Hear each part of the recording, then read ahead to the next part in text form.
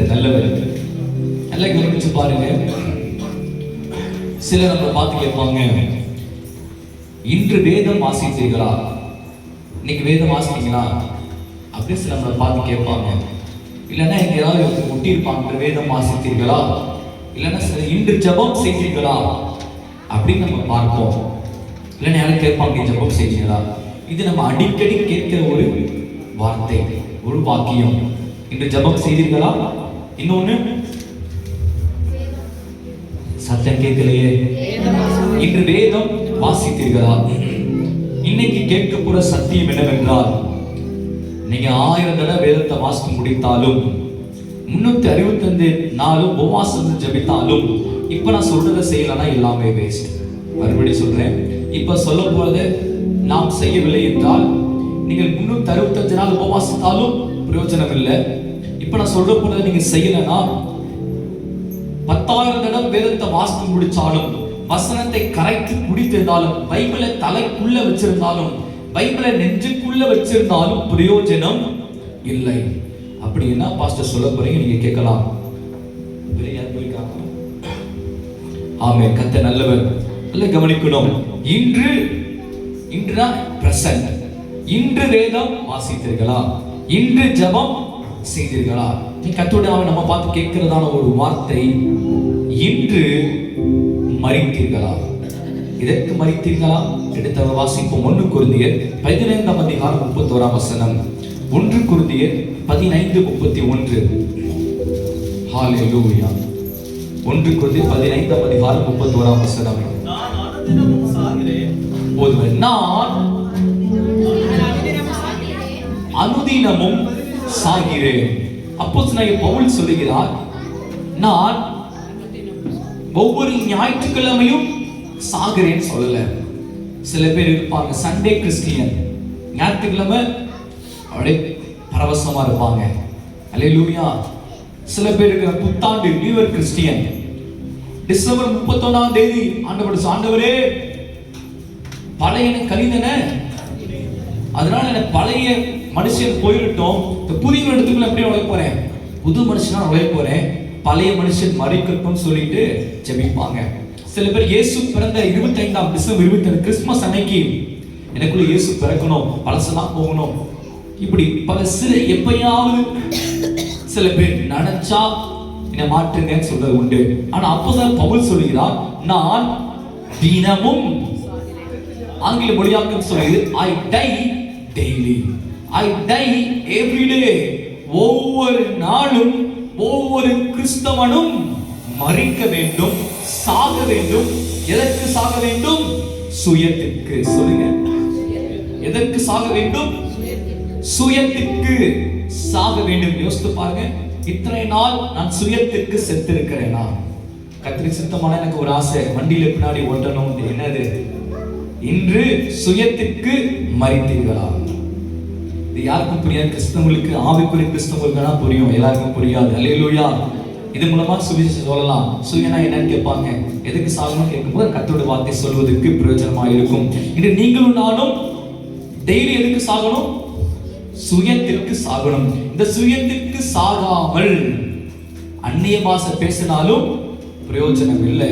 இந்த சுயத்திற்கு சாகாமல் எவ்வளவு தான தர்மம் செய்தாலும் பிரயோஜனம் இல்லை.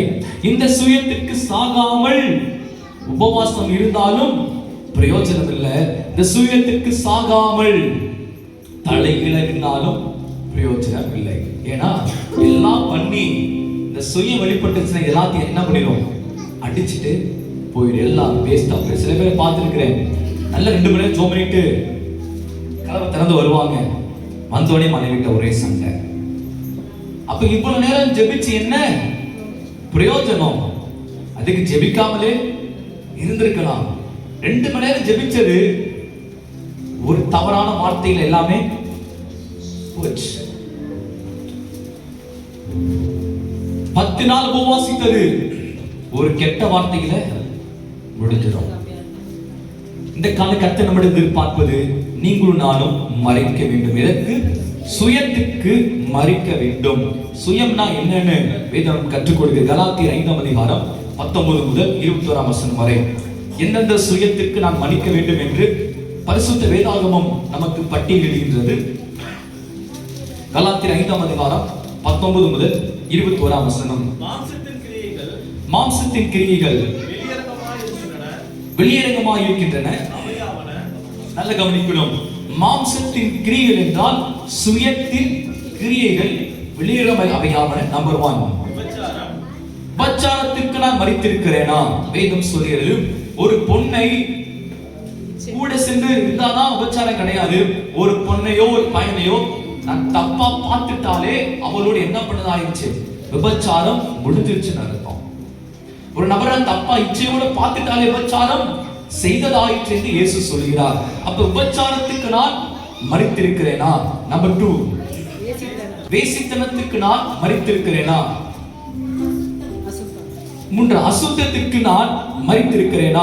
கர்த்தர் எதெல்லாம் அசுத்தம் சொல்றாரோ, எதெல்லாம் சில அசுத்தமான காட்சிகள் உண்டு, அதே நேரத்தில் அசுத்தமான நபர்கள் உண்டு. அசுத்தமான நபர்கள் உண்டு. அந்த அசுத்தமான நபரோடு நான் கை கோர்க்கும் போது என் கையும் கரைப்பட்டு விடும். அந்த அசுத்தமான மனிதனோடு நான் சகவாசம் வைத்துக் கொள்ளும் போது என் மனதும் கரைப்பட்டு விடும். சில பேர் சொல்லுண்டு, தண்ணி அடிக்கிறவன் பார்த்து நான் கூட இருப்பேன் பாஸ்டர், நல்லா ஒண்ணுக்குள்ள ஒன்னா இருப்போம், டீக்குள்ள பண்ணா இருப்போம், டீக்குள்ள பண்ணா ஆயிரும், ஒரு நேரத்துல நனைஞ்சு அதை கரைஞ்சு பொத்துன்னு விழுந்துரும். சொல்ல வேண்டியது இல்லை. ஒரு அல்லேலூயா சொல்லுவோமா? ஆக சொல்லுவோம், நீ யார், ஃப்ரெண்ட் யாருன்னு சொல்லு. நீ யார்? நான் சொல்லுவேன். கண்டை கண்டவனோடையும் நட்பு வச்சுக்கிட்டு, விபச்சாரக்காரனோட நட்பு வச்சுக்கிட்டு, கஞ்சாக்காரனோட நட்பு வச்சுக்கிட்டு நான் அடிக்க மாட்டேன், நான் கலப்பட மாட்டேன்னு சொல்வது முட்டாள்தனம். எத்தனை பேர் இருக்கிறீங்க? தன்னைத்தான் ஏமாற்றிக் கொள்வது. இந்த கால வேளையில உங்களோட நட்பு ஆவியானோட இருக்கணும். இந்த ஐக்கியம் பரிசுத்த ஆவியானோட இருக்கணும். பக்கத்துல பாஸ்டர் உங்க ஐக்கியம் அல்லேலூயா. அதனால அடிக்கடி சொல்றது, கரெக்டான பர்சனோட என்ன செய்யாதீங்க, தொடர்பு அவ்வளவா வைத்துக் கொள்ளாதீங்க. அந்த எப்போ ஒரு மனுஷன் கரப்ட் ஆவான்? ஒரு வைரஸ் உள்ள போச்சுன்னா கரப்ஷன் வரும். அப்ப கரப்ஷன் உள்ள ஆட்டோனா பேசினானா அந்த வைரஸ் யாருக்குள்ளே வந்துடும்? எனக்குள்ளே வந்துடும். அசுத்தமான நபர்களோடு நமக்கு தொடர்பு இருக்க கூடாது. அடுத்த வாசியமா, காம விகாரத்துக்கு நான் மரித்திருக்க வேண்டும். அடுத்து, விக்கிர ஆராதனைக்கு நான் மரித்திருக்கிறேனா?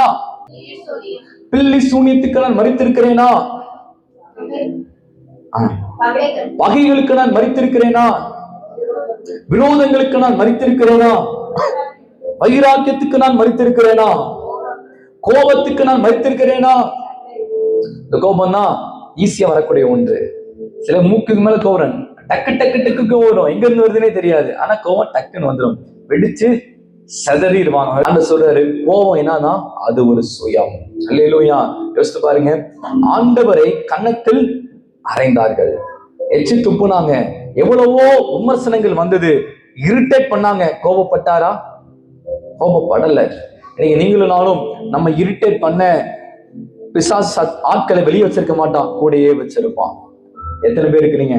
நம்மளை இரிட்டேட் பண்ண, கோபத்தை மூட்டுறதுக்கு வெளியில இருந்து ஒருத்தன் வரமாட்டான், வீட்டுக்குள்ளேயே ஒண்ணு இருக்கும்.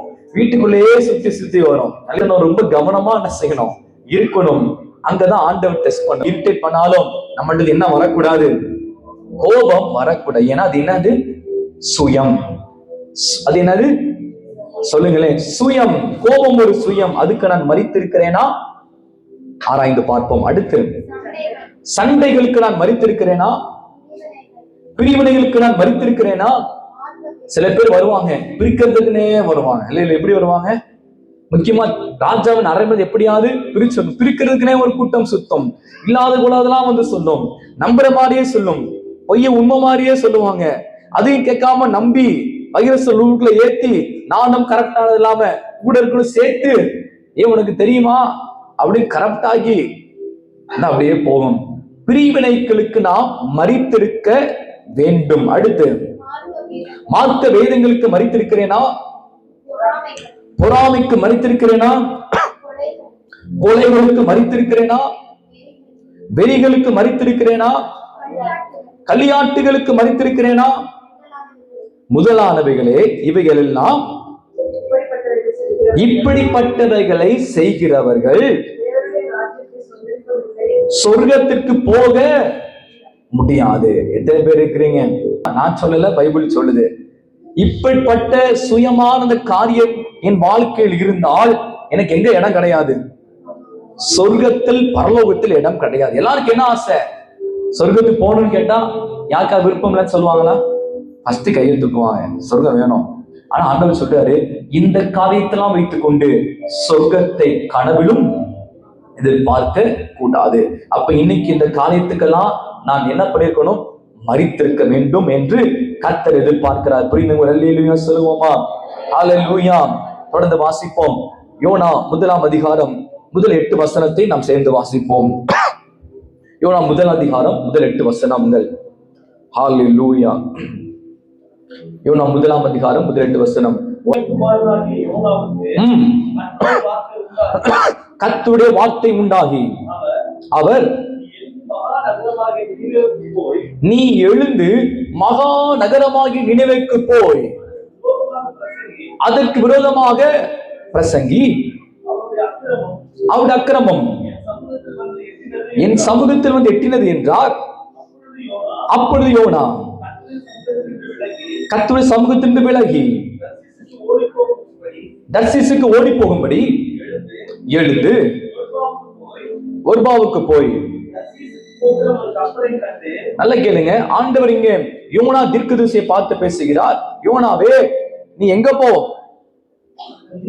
நினிவேக்கு போய் என்ன செய்? ஒரு பிரசங்கம் பண்ணு. எத்தனை பிரசங்கம்? ஒரே ஒரு பிரசங்கத்தை பண்ணிட்டு மட்டும் வான்னு சொல்றாரு. இது கஷ்டமா? ஈஸியா? ஈஸிதான். யோனாக்கு தெரியாத பிரசங்கமா? ஒரு பிரசங்கத்தை பண்ணிட்டு வான் ஆண்டவர் ஒரு பொறுப்பை கொடுக்கிறார், ஒரு ப்ராஜெக்டை கொடுக்கிறாரு. ஆனால் யோனா என்ன செய்யறாரு? நினிவேக்கு போகாமல் எங்க போறாரு? தர்சீசுக்கு போக கப்பல் ஏறுகிறார். நல்லா கவனிக்கணும். ஆண்டவருடைய சித்தம் நோவா எங்க போக வேண்டியது? நினிவேக்கு. இவனுடைய சுய விருப்பம், சுய இஷ்டம், இவனுடைய சுயம் என்ன? தர்சீசுக்கு போனோம். எங்க போயிடக்கூடாது? அங்க போய் என்ன பண்ணிடக்கூடாது? பிரசங்கம் பண்ணிடக்கூடாது. ஏன் பிரசங்கம் பண்ணாம பயந்தோடு ஓடுறாருன்னு கேட்டா, நாகும் 1ஆம் அதிகாரம் 3ஆம் அதிகாரம் முதல் 4 வசனத்தை வாசி, அதுக்கான ஆன்சர் அங்க பார்க்க முடியும். ஏன் யோனா கர்த்தருடைய சித்தத்தை செய்யாம பிரசங்கம் பண்ணாம வேற இடத்துக்கு ஓடுறாரு? நாகும் 3ஆம் அதிகாரம் 1 முதல் 4 வசனம். எப்படிப்பட்ட நகரமா நினைவே? ரத்த பலிகள் நகரம், ரத்தத்தால் நிறைந்த நகரம், ரத்தம் சிந்தப்படுகிற இடம் தான் நினிவே. ஐயோ, அந்த நகரம் எதெல்லாம் நிறைந்திருக்கிறது? வஞ்சகத்தினாலும் கொடுமையினாலும் நிறைந்திருக்கிறது. கொள்ளை ஓயாமல் நடக்கிறது. சவுக்குகளின் ஓசையும்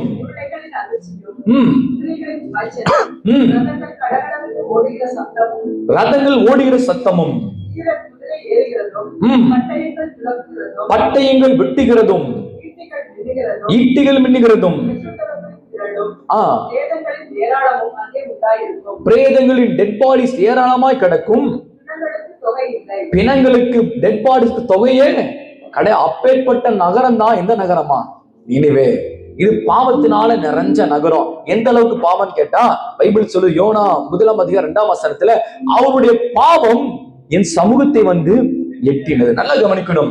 ஆண்டவர் பாவத்துக்கு ஒரு லிமிட் வச்சிருக்கிறாரு. அளவுக்கு மிஞ்சினால் அமிர்தமும், கேட்கலையே, அளவுக்கு மிஞ்சினால் அமுதம் நஞ்சு அப்படின்னா ஒரு லிமிட் வச்சிருக்காரு. இந்த குறிப்பிட்ட பாவம் இதுக்கு வரைக்கும் தான் செய்யணும், அதுவே செய்யக்கூடாது.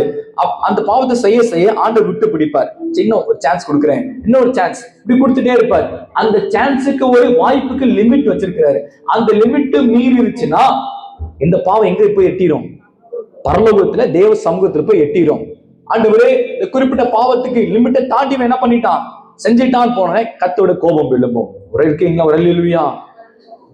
அப்ப கர்த்தருடைய கோபம் அங்க இறங்கி வரும். அப்ப இன்னைக்கு நான் செய்யற இந்த குறிப்பிட்ட பாவம், செய்து கொண்டிருக்கிற அந்த அடிக்கடி செய்கிற பாவம் லிமிட்டை தாண்டிச்சுன்னா கர்த்தருடைய கோபம் வரும். அப்ப பாவத்தின் மீது ஒரு கவனம் இருக்கணும், ஒரு எச்சரிக்கையோடு நம்ம இருக்கணும். அல்லேலூயா. அடிக்கடி சொல்லுது, டோன்ட் பிளே வித் சின். பாவத்தோடு என்ன செய்யக்கூடாது? விளையாடக்கூடாது. சில பேர் பாவத்தோட சகஜமா விளையாடுறது உண்டு.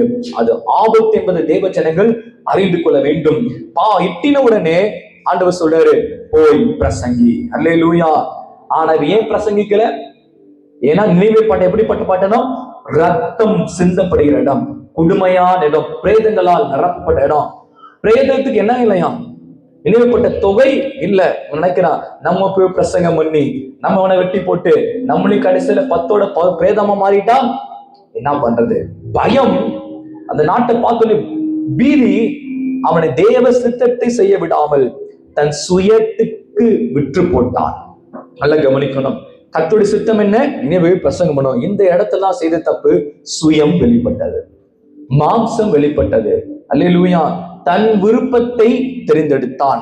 தன் இஷ்டத்துக்கு அவன் சூஸ் பண்ணனா கர்த்தரை விட்டு விட்டான். தன் இஷ்டத்துக்கு சூஸ் பண்ணி அவன் எங்க போறான்? தர்சீசுக்கு செல்கிறான். நல்ல கவனிக்கணும். ஏன் அவன் தர்சீசுக்கு சென்றான்? நல்ல கவனிக்கணும். தர்சீஸ் என்றால் வேத வள்ளுவர் சொல்றாங்க, இந்த பூமியின் கடையாந்திரம், இந்த பார்டர் இருக்கு பாத்தீங்களா, அந்த பார்டர் தான் தர்சீஸ்ன்னு வள்ளுவர் சொல்றாங்க. இந்த பூமியோட பார்டர் தான் தர்சீஸ்ன்னு சொல்றாங்க. அப்ப கப்பல் ஏறி எங்க போறான்? தர்சீசுக்கு. அப்படின்னா ஆண்டவரை விட்டு வெகு தூரம் போயிடணும்.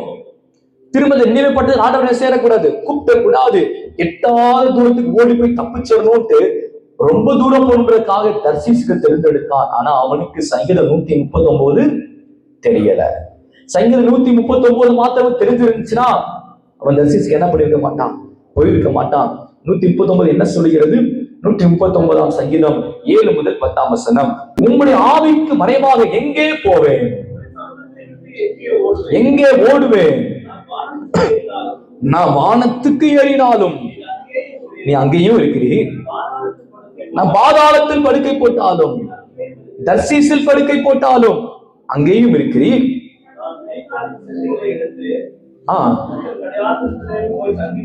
கடையாந்திரத்தில் போய் தங்கினாலும் அங்கேயும் கரம் என்னை நடத்தும், வலது கரம் என்னை பிடிக்கும். பைபிள் அழகா சொல்லுது, எந்த நாட்டுக்கு போனாலும் எந்த தேசத்துக்கு போனாலும் ஆண்டவருடைய கரம் என்ன செய்யணும்? பிடிச்சிடும். அல்லேலூயா. பாவதாளத்தில் படுக்கை போட்டாலும் தர்சீசில் தூங்கினாலும் கர்த்தர் அவனை என்ன செய்ய மாட்டாரு?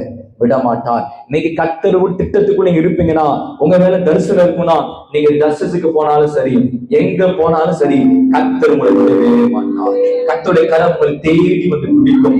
ஆனால் சிநேகத்தால் சேகிக்கிறவர் கர்த்தருக்கு கரம் உண்டு. அப்ப அல்லேலூயா சொல்லுவோமா? அல்லேலூயா. இது மாத்திரம் தெரிஞ்சுச்சுன்னா ரிஸ்க் எடுத்து பணத்தை செலவழிச்சு ஐயா எங்க போயிட்டு இருக்க மாட்டாரு, தர்சீசுக்கு போயிட்டு இருக்க மாட்டாரு. சில நேரத்துல சுயத்துல முடிவெடுக்கும் போது, சுயத்தில் செயல்படும் போது கால சூழ்நிலைகள் கூட நமக்கு சாதகமா அமைஞ்சிடும். என்ன பாஸ்டர் சொல்ல வர்றீங்க? மறுபடியும் சொல்றேன், சில நேரத்தில் சுயத்துல முடிவெடுக்கும் போது கால சூழ்நிலைகள் கூட சாதகமாய் அமையும். தொடர்ந்து வாசித்து பாருங்க. 2ஆம் வசனம். விலகி எழுந்து போதும். தர்சீசுக்கு போகிற எதற்கு பார்த்தானா? கப்பலை கண்டான், கப்பலை பார்த்தான். நல்ல கவனிக்கணும். விட்டு தேவ சித்தத்தை விட்டு ஓடணும் முடிவெடுத்தான். முடிவெடுத்து வந்தோடனே வாசல் என்ன நிக்குது? கப்பல் ரெடியா நிக்குது, பஸ் ரெடியா நிக்குது, ட்ரெயின் ரெடியா நிக்குது. ஆஹா, அப்போது தேவ சித்தன்னா பேர் இருக்கீங்க. அல்லேலூயா. ஒரு சொல்வது கம்ப்ளீட் ஆயிடுச்சு. அடுத்து வாசிங்கம்மா. அடுத்து அதுக்கு என்ன தேவை? சும்மா போயிட முடியுமா? கப்பல்ல பணம், டிக்கெட் எடுக்கணும், டிக்கெட்டுக்கு பணம் இருக்கு. ஆக நல்ல வேலை, ஆண்டவர் கப்பலுக்கு என்ன கொடுத்துட்டாரு? டிக்கெட்டும் கொடுத்துட்டு பணமும் கொடுத்துட்டாரு. இது தேவ சித்தம். கப்பல்ல போறதுக்கு பணம் வேணும். இப்ப பணத்தை தந்தது யாரு? அப்ப தேவ சித்தமா இல்லையா? ஒருவேளை கப்பல் கிடைச்சிருச்சானா பணம் இல்லாம யோசிக்கணும். ஒரு பணம் இல்லையே, கப்பல் இருக்க பணம் இல்லை, அப்ப தேவ சித்தமானு தெரியலையே, இப்ப கடன் வாங்கணுமா என்ன? அப்படி மண்டை கொஞ்சம் யோசிக்கும். அப்ப கப்பலும் ரெடி, பணமும் ரெடி, உள்ள ஏறியாச்சு. அப்ப மறுபடியும் கவனிங்க.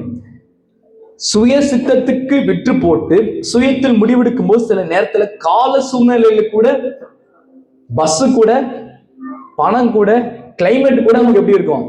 சாதகமா அமையும். இதை பார்த்து தேவ ஜனங்கள் ஏமாந்து விடக்கூடாது. இது தேவ சித்தம்தான் என்று சொல்லி. அல்லேலூயா. பிரச்சனை வரல, அதனால தேவ சித்தமா தான் இருக்கும். போராட்டம் வரல, அது தேவ சித்தமா தான் இருக்கும். இப்படி நம்மை நாமே பிசாசு வஞ்சிப்பான், நம்மை நாமே ஏமாற்ற வைப்பான் என்பதை தேவ ஜனங்கள் ஒரு நாளும் மறந்து விடக்கூடாது. புரிந்து ஒரு அல்லேலூயா சொல்லுவோமா? அல்லேலூயா. ஆமென். கர்த்தர் நல்லவர். தொடர்ந்து நம்ம வாசிப்போம்.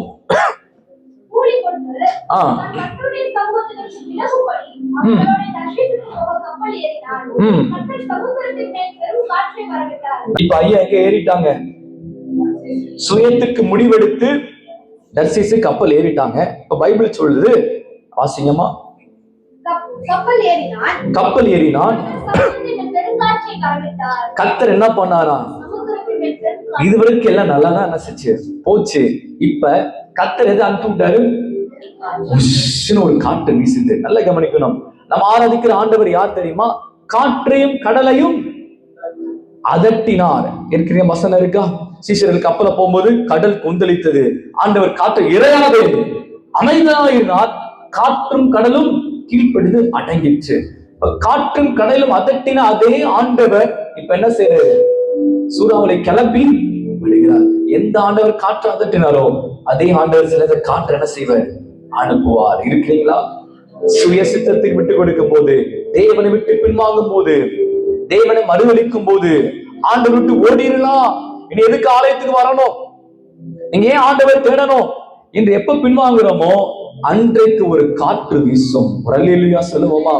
அந்த காற்று வீசும் போது தேவ பிள்ளைகள் அறிந்து கொள்ள வேண்டும், புரிந்து கொள்ள வேண்டும்.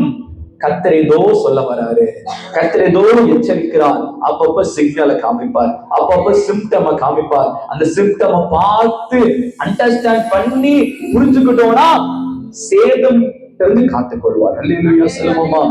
சில நேரத்துல சில பேரை பார்க்கும்போது தெரிஞ்சு போயிடும். ஆஹா, ஆவி சரியில்லையே அந்த சிஸ்டருக்கு, ஆஹா அந்த பிரதருக்கு ஆவி சரியில்லையே. அப்ப அந்த சிம்டம் சொல்லும் போதே நீங்க அண்டர்ஸ்டாண்ட் பண்ணி நம்ம என்ன ஆயிரணும்? சரிப்படுத்திக் கொள்ள வேண்டும். இங்கிருந்து ஆண்டவர் சில வார்த்தைகள் பேசுவார், உங்களோட பிரத்யட்சமாய் பேசுவார். சில வார்த்தைகள் பேசும்போது இதையும் குத்திட்டு கிழிச்சிட்டு போகும். அப்ப தெரிஞ்சு கொள்ளணும், ஆக இந்த காலத்துல நான் இன்னும் சரி வரல. ஒரு பழமொழி சொல்லுவாங்க, குற்றமுள்ள நெஞ்சு குற்றமில்லாத நெஞ்சு. என் நெஞ்சு குறுகுறுக்குதுன்னா ஏதோ தப்பு பண்ணிட்டு இருக்கேன். ஆண்டவர் சொல்றாரு, அப்ப அது என்ன செய்? மாற்றிக்கோ, ரிப்பேர் பண்ணிக்கோன்னு சொல்லுவாரு. அல்லேலூயா. அப்ப அதை புரிந்து கொண்டு நான் அதை மாற்றிக்கொண்டால் சில சேதங்களுக்கு, சில விபத்துகளுக்கு, சில டேமேஜ்ல இருந்து கர்த்தர் பாதுகாப்பார். ஒரு அல்லேலூயா சொல்லுவோமா? பாக்குறோம், ஆண்டவர் சிம்டமை காமிக்கிறாரு. கடல் என்ன செய்யுது? கொந்தளிக்குது. எந்த அளவுக்கு சூறாவளி அடிக்குது? கப்பல் உடையும் சொல்ற அளவுக்கு, ஐயோ கப்பல் உடஞ்சிச்சுன்னா செத்து போயிடுவோமே என்று யோசிக்கிற அளவுக்கு ஆண்டவர் எல்லாம் போயிட்டாரு. கொந்தளிப்பை உண்டாக்கி சூறாவளி அனுப்பிச்சிட்டாரு. சில நேரத்தை கர்த்தர் அனுப்புவார். குடும்பத்தை, தனிப்பட்ட வாழ்க்கையில சூறாவளி அடிக்கும், நாலா பக்கம் காத்து வீசும். அப்ப அறிந்து கொள்ளணும், இந்த காத்து கர்த்தர் அனுப்பினாரா, ஆண்டவர் அனுப்பினாரா? இதை பகுத்து அறியத்தக்க ஒரு சாத்தான் கிரியை செய்யல, அவன் கிரியை செய்தான். சுயத்துக்கு இடம் கொடுத்து தவறான முடிவெடுத்தான். காற்று அடித்தது.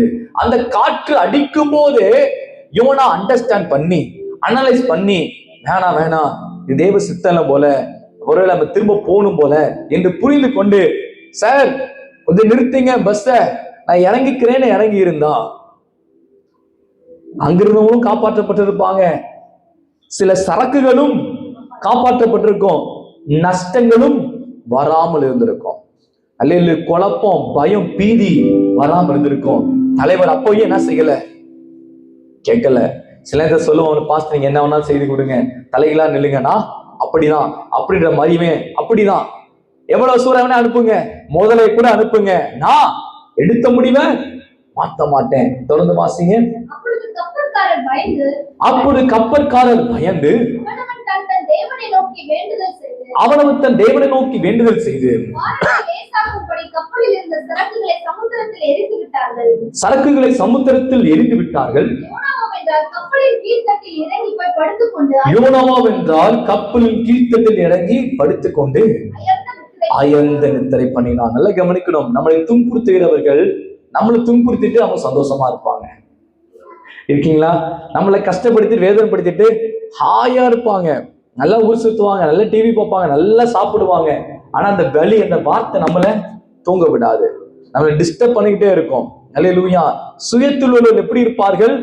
நல்லா தூங்குவார்கள், நல்ல ரெஸ்ட் எடுப்பாங்க. அவங்க சுயத்தில் உள்ளவர்கள். இந்த சுயத்தில் உள்ளவர்களுக்கு தெரியும், சுயத்தில் இருந்த யோனாவுக்கு தெரியும். என்ன தெரியும்? ஏனாலதான் எல்லாரும் இப்ப என்ன பண்ணிட்டு இருக்காங்க? பயந்துட்டு இருக்காங்க. நம்பர் 1, கப்பற்காரர் என்ன பண்ணாங்களாம்? பயந்து. போதும்.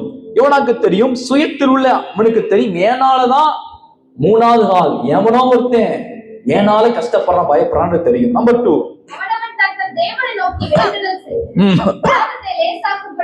நம்பர் 2, யோனாவுக்கு சுயத்தில் இருந்தவனுக்கு தெரியும், ஏனாலதான் மற்றவங்களுக்கு வாழ்க்கையில நஷ்டம் ஏற்படுது, ஏனாலதான் அவங்களுக்கு பண நஷ்டம் ஏற்படுது, ஏனாலதான் அவங்களுடைய நிம்மதி திருடப்படுது என்பது யோனாவுக்கு சுயத்தில் உள்ளவனுக்கு தெரியும். நம்பர் 3,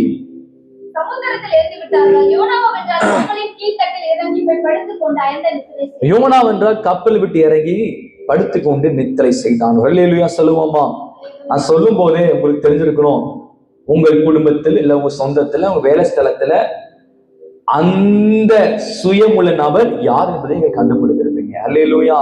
இந்த சுயமுள்ள நபர் வாழ்க்கையில் இருந்தாங்கன்னா நான் சொல்றேன், அவங்க நிமித்தம் உங்களுக்கு பிரச்சனை வரும், அவங்க நிமித்தம் உங்களுக்கு போராட்டம் வரும். யோனாவை கப்பலில் எடுத்து எங்க போட்டுட்டாங்க? சமுத்திரத்தில் தூக்கி எறிந்து விட்டார்கள். அல்லேலூயா. அதுக்கப்புறம் கொந்தளித்த சமுத்திரம் என்ன ஆயிடுச்சு? அமர ஆரம்பித்தது. இன்னைக்கு உங்க வாழ்க்கையில் கொந்தளிக்கிற பிரச்சனை அமர வேண்டும் என்றால் என்ன செய்யணும்? சுயத்தில் உள்ள அந்த காரியத்தை, அந்த சுயத்தை, அந்த கோபத்தை, அந்த பிரச்சனை, அந்த விக்கிர ஆராதனை, அந்த காம விகாரத்தை எங்க தூக்கி போடணும்? சமுத்திரத்துல தூக்கி போட்டுட்டீங்கன்னா கொந்தளிப்புகள் அடங்கும், பிரச்சனைகள் அமரும். அல்லேலூயா சொல்லுவோமா? அல்லேலூயா. ஐயோ எப்படி தூக்கி போறது, ஐயோ இத்தனை நாள் பழகியாச்சே, எப்படி இந்த ரிலேஷன்ஷிப் கட் பண்றது என்று யோசிக்க யோசிக்க கடல் அலை அதிகரித்து கொண்டே வரும். 2வது, ஒண்ணு தூக்கி போடணும், இல்லைன்னா செட்டில் பண்ணணும். விசாரித்து விட்டு நீ இன்னும் சுயத்துல இருக்கிற என்பதை அவர்கள் மனதை தெளிவுபடுத்தி முன்னர வைத்து விட்டால் பிரச்சனை அடங்கிவிடும். சுயத்தில் இருப்பவர்களுக்கு எப்படி இருப்பாங்க? நல்லா அயர்ந்து தூங்குவாங்க. ஏன் தூங்குறாங்கன்னா, சுயத்தில் இருக்கிறவங்களுக்கு என்னன்னா, வெளியில யார் என்ன கஷ்டப்பட்டாலும் எனக்கு பிரச்சனை இல்லை, எவருடைய பணம் நஷ்டப்பட்டாலும் சரக்கு நஷ்டப்பட்டாலும் பிரச்சனை இல்லை. காரணம் என்ன? வெளியில் அடிக்கிற சூறாவளி புயலை காட்டிலும் உள்ளுக்குள்ள இருக்கிற புயல் அவங்களுக்கு பெருசா இருந்துச்சு. யாருக்கு? யோனாவுக்கு. அப்படி என்ன ஃபர்ஸ்ட் யோனாவுக்கு உள்ளுக்குள்ள புயல் பெருசா இருந்தது. நான் சொன்னேன், நினிவேல அவன் போய் பிரசங்கம் பண்ணா கொடுமையான தேசம், அடிச்சு கொண்டுருவாங்க, செத்து போயிடுவான். அதற்கு பயந்து வேணா நினைச்சிட்டான், இந்த புயலுக்கு, நினிவேல போய் சந்திக்கிற புயலுக்கு இந்த புயல் எவ்வளவோ பெஸ்ட், இதுல கூட செத்து போயலாம் தவிர நினிவேல போய் சாக விரும்பல. இந்த குணமுடையவர்கள் எப்படி இருப்பாங்கன்னா, வெளியில யார் என்ன கஷ்டப்பட்டாலும் பிரச்சனை இல்லை, என் உள்ள ஒரு புயல், பயன்ற ஒரு புயல் போய்கொண்டு இருக்கும், உள்ள ஈகோன்ற புயல் போயிட்டு இருக்கும். அந்த புயல் அவங்களுக்கு பெருசா தெரியும், அந்த பிரஸ்டீஜ் அவங்களுக்கு பெருசா தெரியும். அதனால வெளியில எவ்வளவு சேதமானாலும் அவர்கள் அதை கண்டு கொள்ளவே மாட்டார்கள், சட்டை கூட பண்ண மாட்டாங்க. ஏன்னா உள்ளுக்குள்ள புயல் தான் அவங்களுக்கு, அந்த பிரச்சனை தான் பெருசு தவிர மற்றவர்கள் பிரச்சனைகளுக்கு பொருட்டாகவே தெரியாது. இவர்கள் தான் சுயத்தில் வாழ்பவர்கள், சுயத்தில் இருக்கின்ற நபர்கள். அல்லேலூயா சொல்லுவோமா? இப்பேற்பட்ட சுயத்தில் உள்ள நபர்களுக்கு நம்பர் 1, கடவுள் பயம் இருக்காது. கடவுள் பயம் இருந்திருந்தா இவன் சுயத்துல முடிவெடுத்து தரிசிக்கு போயிருக்க மாட்டான். நம்பர் 2, இவனுக்கு சுயத்தில் உள்ளவர்களுக்கு மனிதர்கள் பயமும் இருக்காது. மனிதருக்கு பயந்தாவது அவன் ரிட்டர்ன் போயிருந்திருப்பான். நம்பர் 3, சுயத்தில் உள்ளவர்களுக்கு முக்கியமா என்ன இருக்காது? பரிதாபம் இருக்காது, அனுதாபம் இருக்காது. என்ன இருக்காது? பரிதாபம் இருக்காது. இங்க பாக்குறோம், கப்பற்காரர் பயந்தார்கள். ஐயோ நம்மனால பயப்படுறாங்களே, பாவமே நம்மனால கஷ்டப்படுறாங்களே, அந்த ஒரு பரிதாபம் கூட யார்கிட்ட இல்ல? தேவ பிள்ளை. அவன் யார்? தேவ பிள்ளையும் தாண்டி ஒரு தீர்க்கதரிசி. யோனாவின் தீர்க்கதரிசிக்கு மனசுல கொஞ்சம் கூட ஈரம்ன்றது என்னது இல்ல. அப்ப பாஸ்டர், அப்ப தேவ மனிதர்கள், பரிசுத்தவான்கள், reverend, right reverend, left reverend எல்லாருக்கும் ஈரம் இல்லாம இருப்பாங்கன்னு கேட்டா கண்டிப்பா இருப்பாங்க. நான் சொல்லல, பரிசுத்த வேதாகமம் யோனா சொல்றார். யோனா தீர்க்கதரிசி, யார் செத்தாலும் பரவாயில்ல, நான் என்ன நல்லா தான் நல்லா இருக்கணும். சுயத்துவர்கள் எப்படி இருப்பாங்க? தான் நல்லா இருந்தா போதும். பிள்ளை கெட்டு போனாலும் பிரச்சனை இல்லை, பேரப்பிள்ளைங்க கெட்டு போனாலும் பிரச்சனை இல்லை, சம உடைஞ்சாலும் பிரச்சனை இல்லை, சமுதாயத்துல பேர் ஸ்பாயிலான பிரச்சனை இல்லை, நான் நல்லா இருக்கணும். இவர்கள் தான் சுயத்தில் உள்ளவர்கள், சுயத்தில் வாழ்பவர்கள். இவர்களுக்கு கடவுள் பயம் இருக்காது, மனிதர் பயம் இருக்காது, பரிதாபம் இருக்காது, அனுதாபம் இருக்காது, மனசுல ஈரமும் இருக்காது. அல்லேலூயா சொல்லுவோமா? அல்ல கவனிக்கணும். பிரச்சனை என்ன என்பதை, கப்பல்ல பிரச்சனை, கடல் கொந்தளிக்கு, சூறாவளி அடிக்குது, மரண பயம்.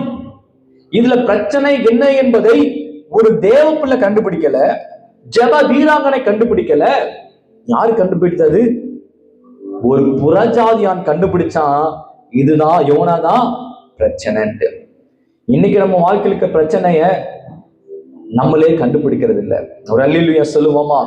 அல்லேலூயா. நீங்க முயற்சி எடுத்தீங்கன்னா கர்த்தர் வெளிப்படுத்துவார். அல்லேலூயா, ஆமென். புறஜாதியான் கண்டுபிடித்து பிரச்சனையை தீர்த்து வைத்தான். இன்னைக்கு பிரச்சனையை தீர்த்து வைக்கிறதுக்கு ஆள், கண்டுபிடிச்சாலும் தீர்த்து வைக்க ஆள் இல்லை, விசாரிக்கவும் ஆள் இல்லை. எனக்கு என்னன்னு போகிற கூட்டம், நான் உண்டு, என் குடும்பம் உண்டு, நான் நல்லா இருந்தா போதும் என்று தன்னை பார்த்து ஒதுங்குகிற கூட்டம் தான் இருக்கே தவிர, மாலுமியை போல பிரச்சனை யாரும் தேடி கப்பலில் ஒரு அமைதியை கொண்டு வர, சபையில் ஒரு அமைதியை கொண்டு வர, சபையில் தேவ பிரசனத்தை கொண்டு வர, சபையில் ஒரு சமாதானத்தை கொண்டு வர சமாதான புத்திரர்கள் எனக்கு சபையில் இல்லை. ஒரு அல்லேலூயா சொல்லுவோமா? அல்லேலூயா. இந்த காலவேளை கர்த்தர் அப்பேற்பட்ட மாலுமிகளை எழுப்புவாராக.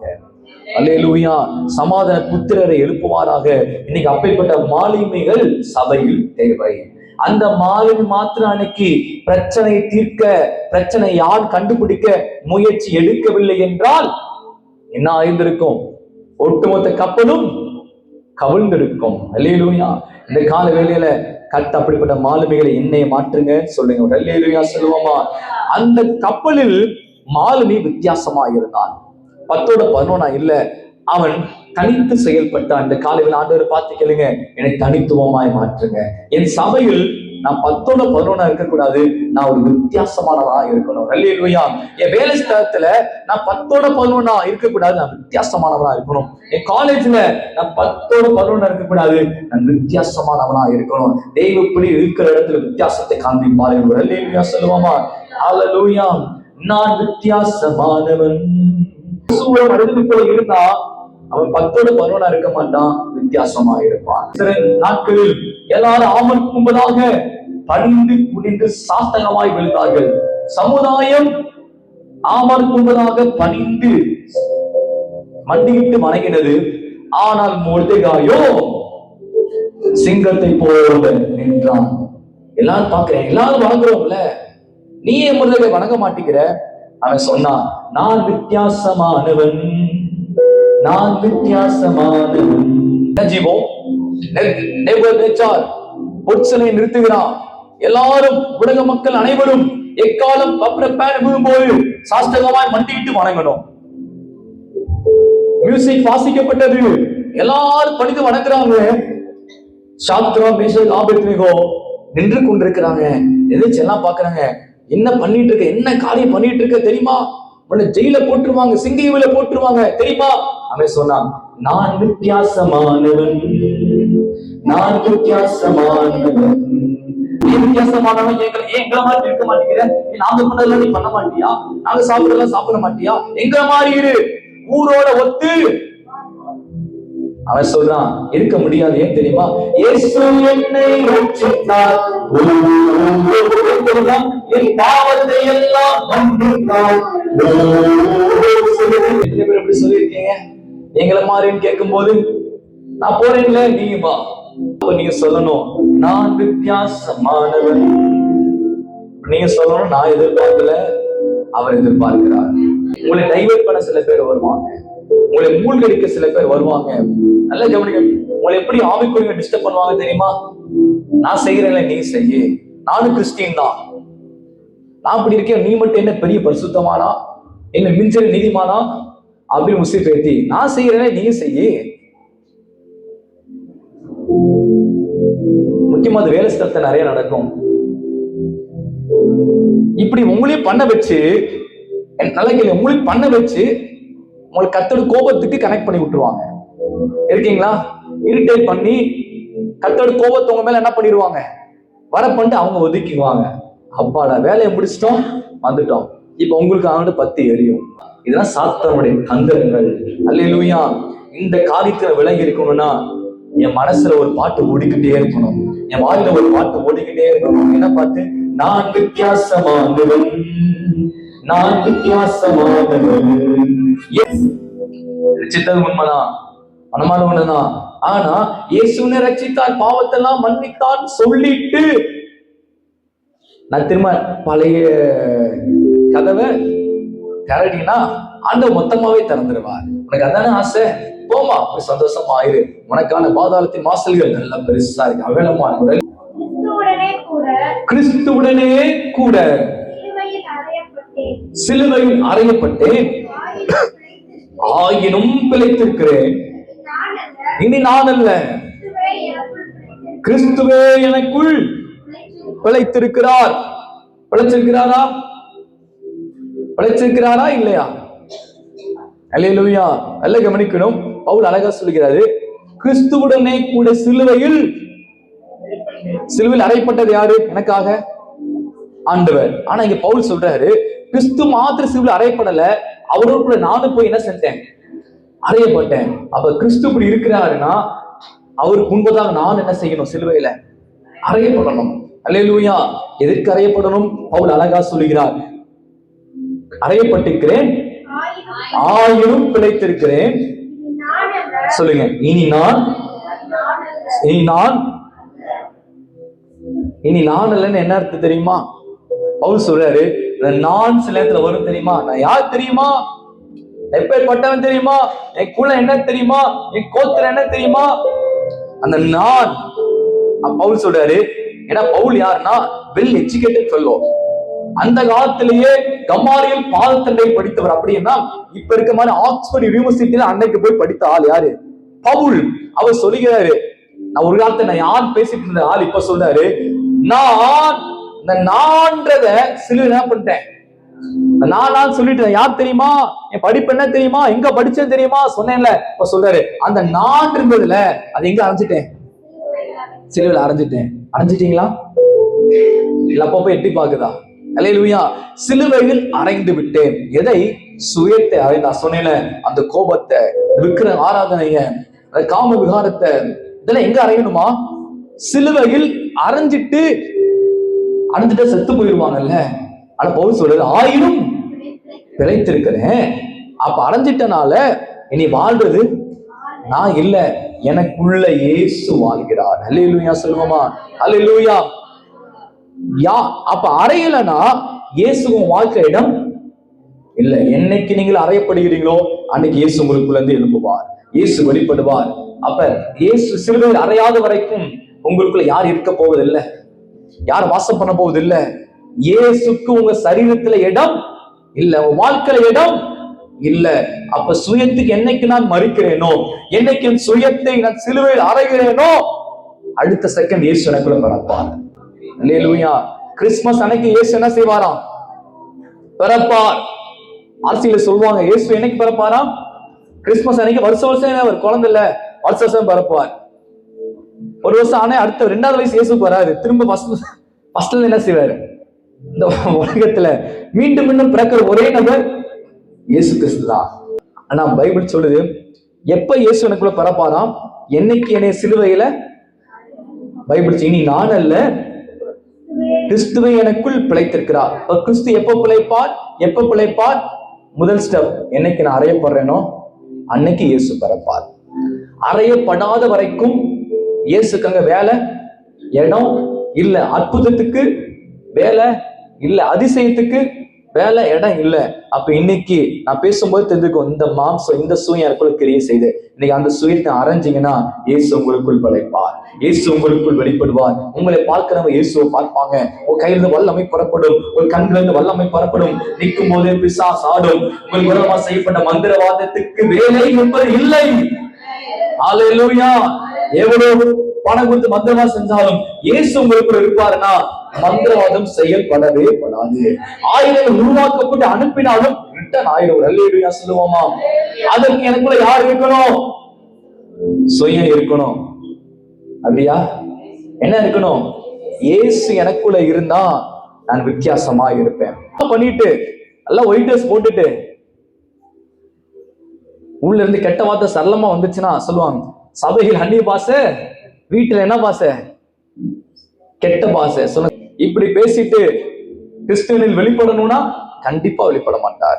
கர்த்தர் உங்களை என்னை எங்க அறைய விரும்புகிற சிலுவையில் அறையப்பட உண்டேன். நீ வாழ்வது ஆண்ட்ரூ அல்ல. ஆண்ட்ரூக்குள் கிறிஸ்து என்ன செய்வார்? வாழுவார். நான் விசுவாசிக்கிறேன், நீங்க சிலுவையில் அறையப்பட்டால் உங்க பின்னாடி ஆயிரங்கள் நிற்கும். உங்க ஒவ்வொருத்தர் பின்னாடி 1000 இருந்துச்சுன்னா சபையில இடம் பத்தாது, ஸ்டேடியம் தான் தேவைப்படும்.